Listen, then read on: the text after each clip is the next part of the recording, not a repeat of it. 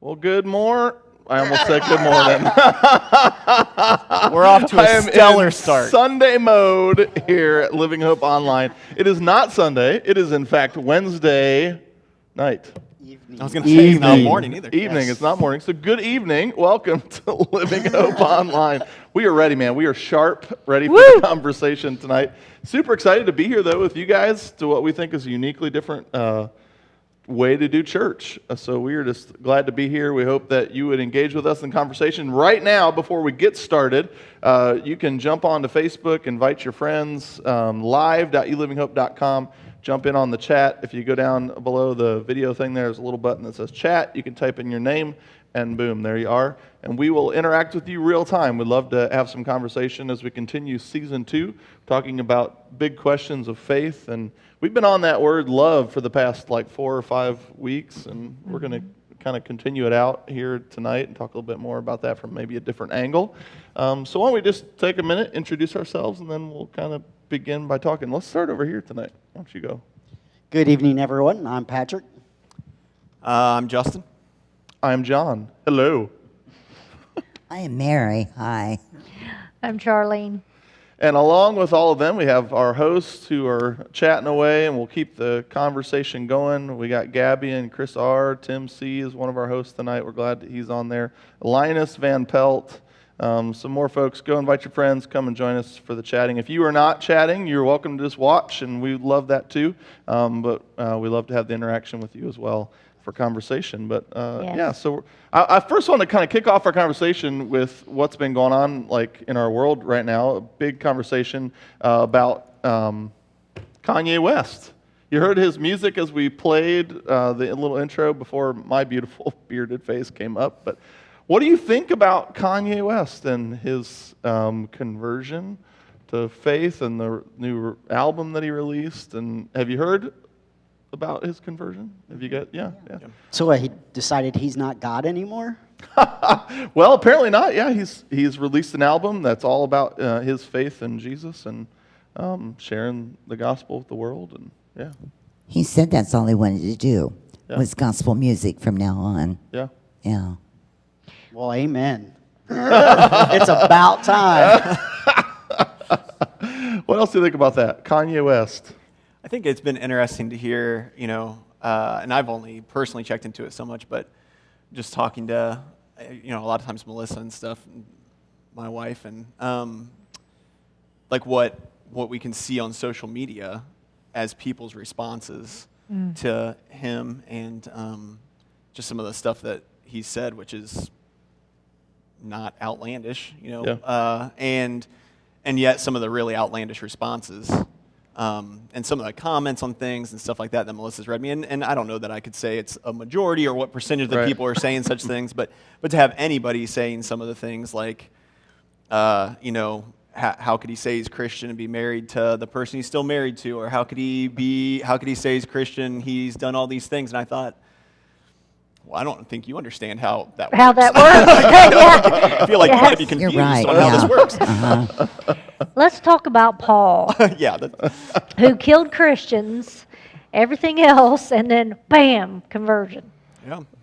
It's interesting to bring that up. I was reading an article just before we came on live tonight, and it was talking specifically about white evangelical response and how it's been overtly supportive of Kanye, and the whole article is talking about why there are other rappers and gospel R&B artists who are less overt about their faith in Christianity, but they have faith in their music. It's just a little harder to find, and how they're not being touted like Kanye is. It's interesting. They're talking about just this white evangelical support of Kanye and some of his connections to politics and things like that. I thought that was really interesting too, as a white evangelical person, what I think about that, and I thought that was interesting. Yeah, I haven't read it enough to really know to talk about it, but it's interesting to me how there's always different, people think they have an opinion about somebody's faith journey. Sure. I think that is remarkable to me. People saying there's crazy, or that he's the Apostle Paul manifested in 2020. I wouldn't go that far. I still find it mind-boggling that people are in this big of an uproar. But when he claimed to be God himself, everybody all right was, with okay, it. yeah. That's just Kanye. Here, Kanye, here, take some more of my money. Thank you. That's what blows my mind on this, is why is this so...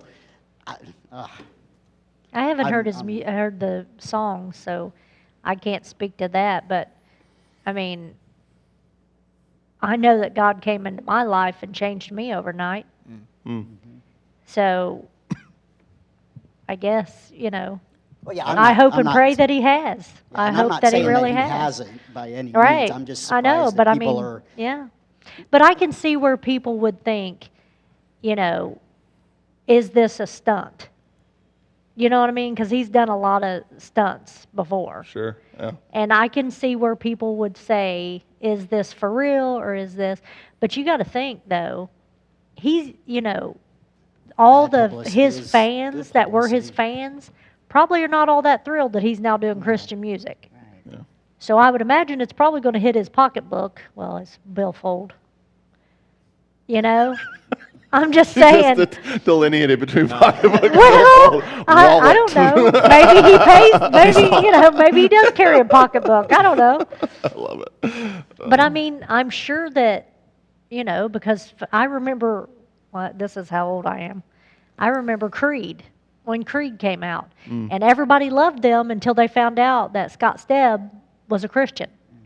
And then that. So Yeah, he if became he the most really hated man in is, music. if he really isn't doing this for real, he's losing a lot of money, Yeah. which to me seems to, I think he likes money, or he did like money. Most of us like money. So, yeah. To be clear, I'm not So- opposed to I'm having not money. money either, right. Yeah, hi, Right. Jeremy and Wyandotte. Thank you for joining us tonight. We're glad you hopped on. We're talking about Kanye West. I would love to hear your online responses to this thing, because it's just, again, what I find interesting is that people have an opinion about the validity of his faith response. And I think there's Why? something in that that's interesting and maybe worth talking about in terms of what constitutes a person's transformation. Like, what does it mean to be transformed? I've talked about that in my own faith journey. I feel like there's moments where I was transformed. I hope and I long to be different than I am today, tomorrow, and to be a better, more whole person. But I've been thinking just about this transformation thing and how it's attached to love. Like, what is it in our relationship with God or other people that changes us for good or for bad? What's the element in there? Because I think a lot of us, we try to think our way to change. That's like a big topic in our world today. Lots of self-help books and talking about how to make yourself a better person, and all that's valuable things, I think, to be better, to think better, to do better. So I think we have a human obsession with wanting to be better. But is there a difference between like trying to achieve wholeness or what we believe maybe as followers of Jesus, having God give us wholeness through transformation? I think they're two different things. But I was just been thinking about that. Like, what is transformation? It actually made me think of something, when I was growing up, well, not growing up, when I was like 18 years old, and I met this girl, right? And man, she was something else, right? And I remember we were just kind of friends, and we started taking walks in the park, and I remember the first time it happened. We were walking by the park, and we weren't like a thing or anything at this time, but just friends, So you're walking in a park we together. were walking in a park together. Yes, So weren't you? as we were on this totally innocent walk together in the park, talking as friends, my hand touched her hand. Oh, no. We've heard this story. You have? Yeah. I I've haven't. told the story. Because Well, you married her. That's right. I did I marry haven't her. heard it. So my hand touched her hand, and like a shot of electricity like jolted through my body. I couldn't breathe. My heart started like I thought I was going to have a heart attack. I was cold sweating, the whole 9 yards, just because I touched this girl's hand. I thought, I'm going to marry this woman. Like, got to ask her to marry me right now. But I thought that was interesting. Like, when I think about love in my life, there are times when I can point to and say, man, that was more than just like something I determined to think I want to have with someone. There was something like physically, and let me tell you what, it transformed my life because I couldn't think straight. I couldn't talk straight. I started to stumble around a little bit. I was solely focused on only taking walks in the park with her anymore. Like, that's all I could think about. Wasn't think about work. Could hardly think about driving. I just thought, well, tomorrow I'm going to take a walk in the park and hopefully touch her hand again. You know, like, it transformed my. I think physiologically, my DNA in that moment was altered. Yeah, theologically, The power of love. It's like a song, you know. I feel like I want to sing that sucker, you know. Have you ever had a moment in your life, what about you guys, where you experienced a change like that, a transformation, whether it be another person or a wonderful love story or something else, you know, maybe a negative transformation, I don't know. What about you online? Let's talk about that a little bit. Experiences with transformation. And go. I always think of Who wants to follow that I know. story? Yeah. I mean, come on. Well, I always think of having kids and how, as much as, you know, well, Melissa was pregnant, you know, I was aware of what was coming. You know, like I wasn't caught off guard, you know, 9 months in, but still how different it was, and not even necessarily, and for us it was slightly different. Camden was in the NICU for the handful of days, and so she wasn't even staying in the room with us until we went home, right? And so then there's one night we were sleeping in the hospital, and we had a kid that we went over to the NICU and interacted with and whatever else, and loved and all of that. But then we went home, and I remember that first night, like we put her down, we go to lay down, and we're laying there, and she starts to kind of cry, and I thought, oh, there's no one else coming. This is Yes, this is you. this is us. Yeah, like this is what my life is now. Like this is, and that's like, there's nothing that jolts you into a different mindset than being like, oh, I'm in charge of this life. Like, there's not another person. There's coming. no help coming. Yeah, there's no backup. There's no help. That's good. Oh, my goodness. I think mine was, and I had 3 kids, so they're going to say, oh, you love him more. But it was when Remy came, my grandbaby. And, you know, I had friends who had grandkids before me, and they would talk about this love that you had and just all this. And I was like, you people are psycho. I mean, it's like your kids. It's not. It's a whole nother level. It's wonderful. It is off the charts. Yeah. Because Sure, because you can send them home and not change but it's diapers. but Yeah, it's but not this even love. but it's not that. deal, It's though. not It's- that. It's I don't know if it's because that person came from the people that you love most in the world, your children, Yeah. and then that is a part of them that's came. But I think you've already went through, like, when you have your kids, all you're trying to do is survive. Yeah. No, I mean, absolutely. you literally, truth. you Literally. literally are trying to survive and not let them kill you. That's what you're trying to do. But after you've went through all that and you've went through with your kids, and then that little one, your first grandbaby comes, and you know, it's like, it's just pure, unadulterated love. Just because I can't even explain it. I can't even explain it. Other grandparents know it. Yes. Yeah. And you won't know it. And my friends kept saying to me, you won't know, Charlene, until you have your first grandkid. And we don't understand it. Nobody understands it. Yeah. And it's just, That's cool. it's crazy. It's crazy. So how has that changed you? It you talk has about how it's made impacted me, you, but how has it changed it you? has made me be, because I was not the best mother to my kids. I did a lot of things wrong. I hurt them in a lot of ways. And I don't ever want him to know that person. Right. Yeah. I want to be the person to him that God made me to be, that I am because of God, that my kids didn't get to have for the majority of their life. And so he makes me want to be better. Yeah. You know, I want to teach him all the things that I've learned since I've known God. And I don't know. I can't explain it. I love it. And I don't love him more than my children if they're listening. It's just different. But I even think back to, even getting married and different times like that. And really, and you're asking ultimately what's the change, though? Yeah. Like not just how it affects you, but what changes us? What's a change? from And that I love? think all of a sudden, you can't, at different points, you stop making decisions just based off of yourself.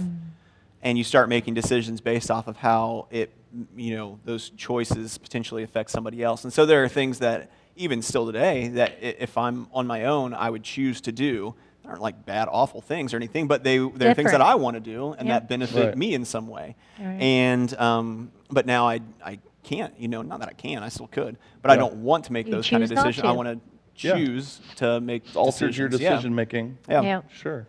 Yeah. It's interesting. So I was doing some research just about like the true power of love. You ever seen the movie Patch Adams? That kind of Yeah. came to mind. Love that movie. I Yeah. thought, man, if I could just put on a clown nose and go to a hospital, everybody would be healed. Better.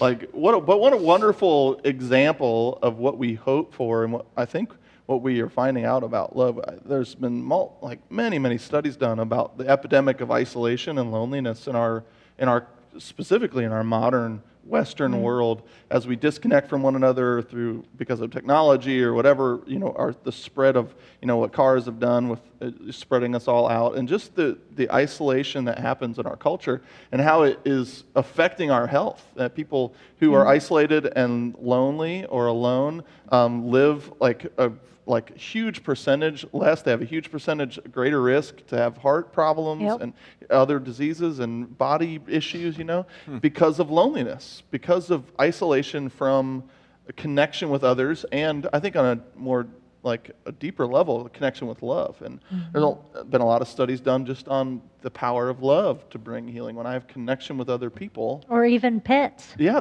sure. Oh my gosh, yeah. So much research has been done about Oh, yeah. the health benefits of having A pet. a connection with something that lets you experience what we're talking about here. Yep. Lets you experience love in some way, So is love, and I think if we're going to talk about it from a faith perspective, why do we come to God? I think maybe that's a big question today. Why do you come to God? Why don't we come to God?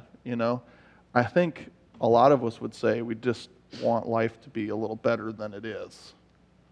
From what do you think? Maybe we should talk about that a little bit. Why do we come to God? Why do you find your way? Why are you here? Why do we have faith conversations?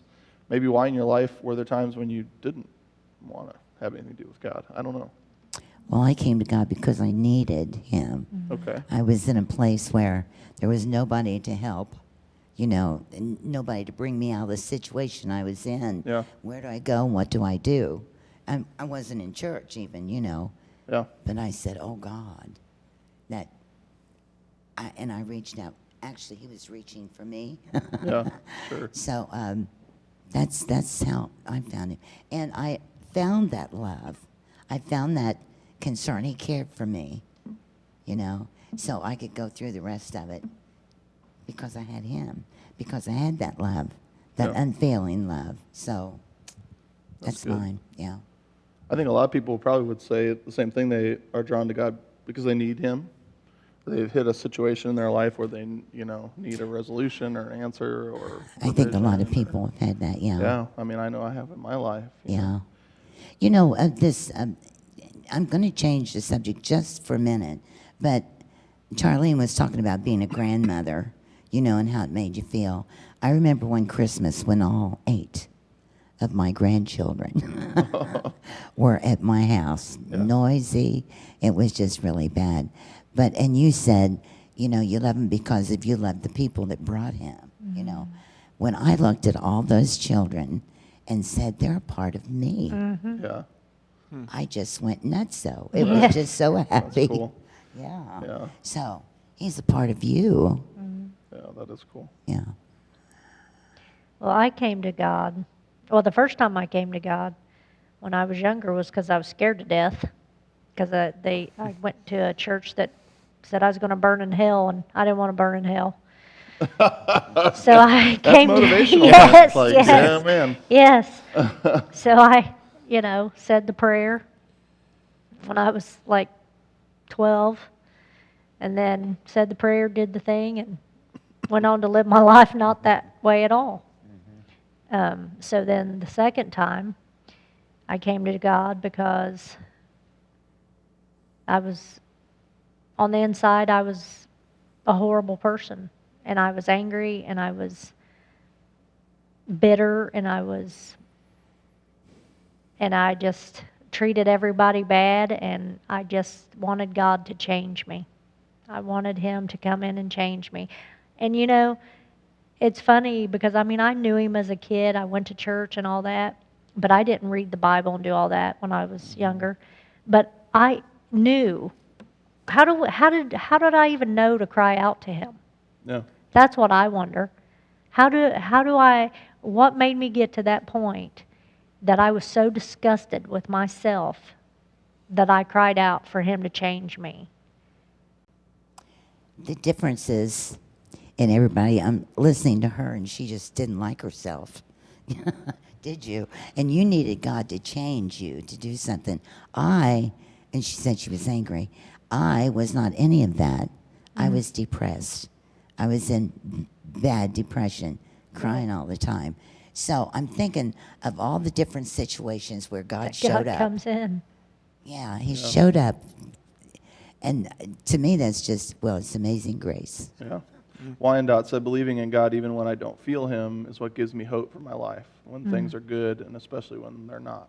Amen. Yeah, that's good. Yes. So I think it still kind of begs the question, like what I'm really trying to get at here is what does God's love do, in our lives? Because I find a lot of people, we get confused with this whole, what is love accomplishing in my life? Is it accomplishing fixing things or giving me provision for this? Because a lot of folks come to church because I've hit rock bottom and I need you to fix this thing. But what about, and I think we all would have these circumstances, what about, and we've talked about here, what about when God doesn't respond the way we want Him to? Is that really the goal of God's love? And if it's not, then what is God's love meant to accomplish in our lives? And does God's love accomplish anything? I think there's a point to it all. I think it's like when my hand touched Heather, my wife's hand now, and zinged me, I think God's love is not just something that we want to think about or we can determine, we read the Bible and say, oh, this is the way to live a good life. I'm going to try to live that way.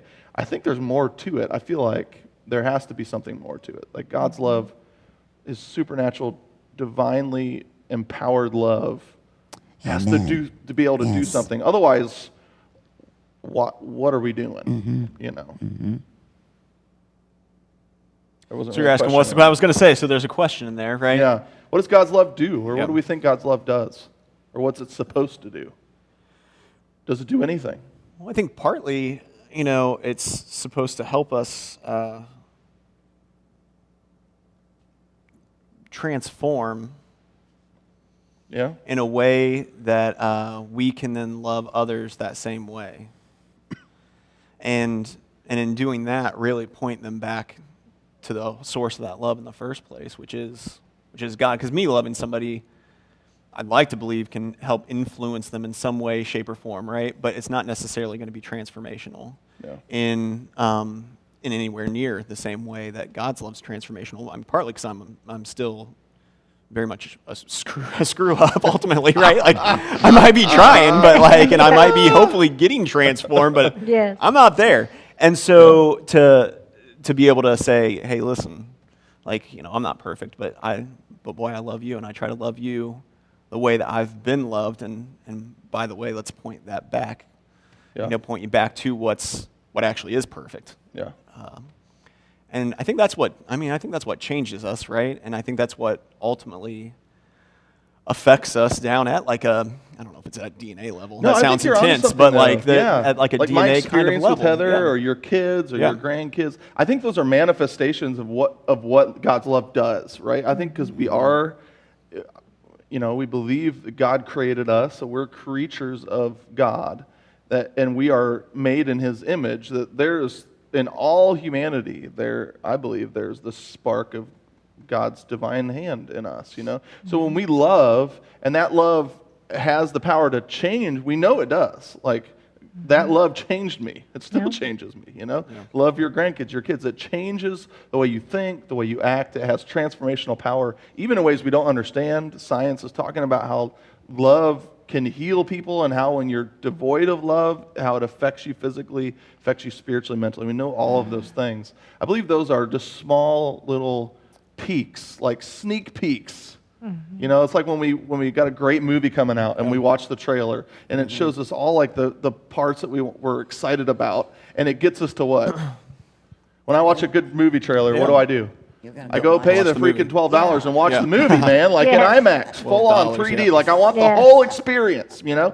I Yep. think that's what these experiences with love are meant to be for us. That God puts that spark in us so that when we encounter love with one another, even when we don't have any clue that it's from Him, you know? All right. Because I think everybody on the interesting. planet, at some point in their life, I hope and pray, and I'm sure there are some people that haven't, experienced moments of contact with transformational love.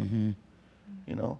And I think when we come into contact with that from God, we get to sit in on the movie. You know, I was telling Mary earlier, I keep being drawn back to 1 John. If you haven't read the Bible ever and you're looking to jump in somewhere, Start in I tell John. people to start in the Gospel of John. But man, you want a shorter book just to jump into and be encouraged, and I just think it's wonderful. Go to 1 John, read it tonight. But 1 John 4:18. Talks about this. It says that there's no fear in love. We talked about that a few weeks ago. But perfect love drives out fear, right? Because fear has to do with punishment. And then there's one sentence at the end of that verse that says, the one who fears is not being made perfect in love. And I think that word fear is like the manifestation of everything that love isn't, you know? And I think we can find out from that sentence is the person who's living devoid of love is not being made perfect in love. And that word perfect is the word I can't even pronounce it. It's a big fancy Greek word that means to bring to wholeness, right? And I think that's what the aim of what God's love is meant to be doing in us. As we To make us experience whole. love, we encounter in our world, and then we somehow find our way to God, and it's like we go to the movies, we enter in, and we get the full-on experience. We discover that God's love isn't to make us have fuzzy feelings. Yeah. It's meant to bring Change us us. and change us. I love that word you used. It's transformational, right? If you're wanting to find a way to have your life not be as sucky as it is right now, but maybe change your perspective and live in wholeness, maybe love is the answer, you know? What do you guys think about that? We're being made perfect in love. I think it's an intimidating thought, really, too. Yes. And, and we started off talking about Kanye, right? And one of the things that I was thinking, and I said to Melissa last night as we were talking about just him and his whole situation is, what I hope it's not some stunt, and I have no reason to believe it is. But then B, man, I really hope he's got some solid people around him, because what a crappy spot to be in. Which sounds crazy, because what a good spot to be in, that you're being transformed and that you're having these experiences. But man, how many people are just waiting to say, Right. told Run you you, down. look, Wait he to did see it this fall. and Yep. told you, Yeah. and look, he did that, told you, and and that fear, right, is enough to keep some people from even. It's easier to just be afraid and not try Right. than say what if. Yeah. Like, what if this is legitimate? You know, What I if this think, is real? This is a real thing Yeah. that I can experience. Like, what if I try that? But man, there's a lot of fear, and what if it's not? And I think that's a very human question for us. What if it's not? And I just put even some of my eggs in that basket, and then I get real let down again, And so there's a lot of fear, and I think Yeah. even giving God a shot to even love you, forget about even transform you, just even to love you, Right. and be open to that, and wrap your mind around it, I guess. it just, when you talk about that part of it, I just remember when, when God did come in and like just totally do a 180 in my life, I was so fired up. I just went off the deep end. I was telling total strangers at the gym about Jesus Christ. You know what I mean? Because it was so powerful. Just, Yeah. I just wanted everybody to feel what I was feeling and to know that you're loved. And especially since I had spent my whole life feeling worthless. And then I just wanted to share that. And that comes to mind when you were saying that he's like, if it is true, he's busting out. He wants everybody to know. I didn't have where I could go on stage and tell 50 million people. But you would have. But I would have. Yeah. Because there was nothing else in me that I couldn't control it. Right. It was coming out of me. It was like, a s'more with the marshmallow just squeezing out. And that actually to me kind of lends more to it is real, because he's like, he doesn't care if it hurts his money. He doesn't care if he loses street cred or whatever. It's something that's just coming out. Maybe we should look at it that way. Yeah. I'm done now. Amen. Oh. Yeah, that's all I can say to that. It seemed like you were going to say something. I'm thinking about Kanye. There was a time when I wouldn't have known who Kanye was. But now you're hip and trendy. She aren't is you, hip. Mama? I am a trendy grandma, great grandma. You are woke, aren't If you you? could see my shoes, if you could see my shoes right now. But Kanye, I was with a grandson in a bookstore, and they had some records, and I don't know what Ian called those records. We called them whatever. And anyway, I looked, and here's the name of this guy on this album, and I said, Ian, who is this? What is it, Connie? And he looked at me like I was dumb, and he said, "That's Kanye, Grandma." I rolled with that. Yeah, I said, okay. So he bought one. So I am familiar with music before he did this. Sure. And it was like, A little I didn't different, wasn't appreciate it? it too much, but Welcome, Robbie Rafa, by the way. Thanks for being here tonight, joining us on the back end of our conversation about love, transformation, and Kanye West. It's been Keeps good. coming up, yeah. It's really good. I think what we have to be careful to not do is to become skeptics of the power of love. yeah. And it's not up to us Not to our place. judge whether it's authentic or not. It's up to us to experience it and encounter love. And I was thinking about this, trying to capture this in a real simple statement. And for me, it comes back to the idea that real love or authentic love motivates for real change. Mm-hmm. And whenever I come into contact with something that is authentic love, it motivates me to change, whether that's from my wife or my kids or from the full-on IMAX experience of God. Mm. If it's authentic and real, it's going to motivate for change. And I think that's true for whatever's going on in Kanye West's life and the people around him. May they be experiencing authentic love from him, and which would motivate them for authentic change. And I think that's a powerful concept. And I think that's interesting, and I've just thought about that idea of authenticity and approaching stuff from a very authentic place, and how that can still be met with skepticism, right? And why that is sometimes, and again, we talked about fear, and I think there's part of that, and unfortunately, again, we've talked about this several times over the last handful of weeks, but that people's prior experiences, maybe with somebody who says, and even sometimes acts as if they're loving towards them, but then also does things that are very much not. It makes people skeptical, I think, sometimes to even be, again, open to love from other people, let alone God, but from other people, because it's met at some point. We were talking about animals before we came online, and the idea of how many times would I keep going to pet this dog if it bites me once, bites me twice, before every time I see any dog now, You're going to back away. how many times, and I'm going to say, no, that dog's going to bite me, even if that's not real. And so it's interesting, and I think on the other side of that, if you're somebody who is authentically trying to love others, and whoever those others may be in your life that you're coming across, to constantly have that in mind, though, too, right?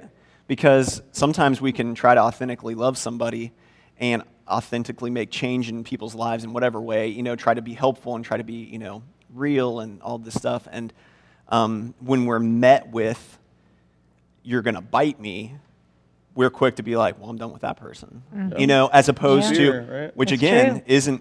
isn't what God has done to any of Keeping us. us away from Right. transformation. Yeah. Yep. You know, we're not Well, moving I- away There's a from wholeness. persistency. Yeah. I think the important word. Consistency, yeah. Persistence. Consistency, Yeah, there you persnickety. I think the important word there is authentic. I think people are drawn by authentic love, and you can't fool too many people. You can say I love you, Yeah, and they'll that's know, true. you know. Yeah. But that authentic love, it kind of grabs you, and it's hard to turn that Yeah. down and turn your back on it when it's authentic. When I think of that authentic love, really too, how willing is that very authentic love? How willing is it to stop? Right? Like, so if you're backing away from me, and you know, putting up walls and whatever else, but if I'm not being like bully, that's where my mind's going now, like bullying you into loving, like accepting I this love. love you, and you're going to take accept it. That's to me all the time. He bullies me to love him. But if you're consistently there and persistent and really authentic, like you're saying, I agree. I think at some point, people are met with that, right? And they want that. Everybody wants that. Nobody doesn't want that. So what does love do? I think love at its core from God is meant to change us, transform us. Yeah. Any closing thoughts? Deep contemplative enumerations? Patrick, you good? Your heart clear? Give me one of these. He's the deep thought man tonight. But He is. good stuff. Well, good conversation tonight. We've kind of covered the love topic here the last 5 weeks. Next week, we're going to start on some other big questions. So we're excited to have you back. We want you to invite some friends. A couple ways you can do that is we love connection here. We love being in community, something uniquely different at Livinghope Online. So invite someone to join you. Like have dinner at your house, sit down around the Yes. table with a computer and have some community and some conversation with us. We'd love to have you join us back here 7:30 p.m. next week for episode, I believe we're on episode 5 next week. So we're over halfway through now. Yeah. Of the second season of Livinghope Online. So invite somebody to join you. Share it on Facebook. We'd love to expand the community here and have some more conversation as we keep diving into big questions of faith. We're so glad you took the time to join us tonight and be a part of the conversation. We know there's lots of places you could be tonight other than here in front of your computer being a part of this. So we hope God has encouraged you. Our prayer for you tonight is, like it is for all of us, that we would have an encounter, that electric moment with authentic love that would bring real transformation to our lives. What a cool idea that Amen. God God can use other people to do that in us too. So our prayer is that you encounter that sort of electric transformational love. So thanks so much for being here tonight. God bless you. We'll see you next week.